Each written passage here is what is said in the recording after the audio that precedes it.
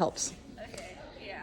Okay, so the first hand-to-hand combat move that everyone should learn, and by the way, in an actual hand-to-hand combat class, you should be using mats because you will be learning. All of these students have fully graduated, so they no longer need the mats, but please use mats when you are learning. So this is called a stage fall. It is used in a variety of the moves that you will learn, and it is just really, really handy. It's probably the most handy move that you will use in theater ever. So there is a process to this. So I will have one of them demonstrate one direction and one demonstrate the other way. So which way do you guys want to demonstrate? This way. Okay, perfect. I'll take a step back.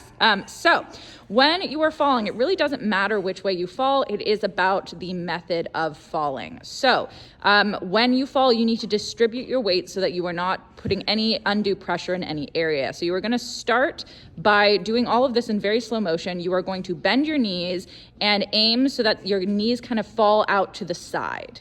So your whole body weight is going to push out to the side with your knees kind of going further out, your hips going further out to the side. From there, you are going to let your body sort of start collapsing to the ground. The goal is to let your legs, knees, and then hips kind of hit first. They're demonstrating kind of letting their knees hit the ground first, but in reality, this is the position you would hit first. You would let your body fully hit to the side, and you would fall to this position on the ground. So from here, you would then let your body continue that momentum. You would slide out, let your arm continue sliding out, and allow your head to rest down on the arm.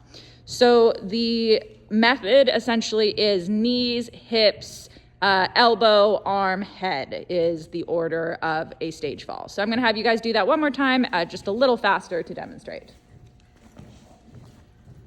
And 3, 2, 1.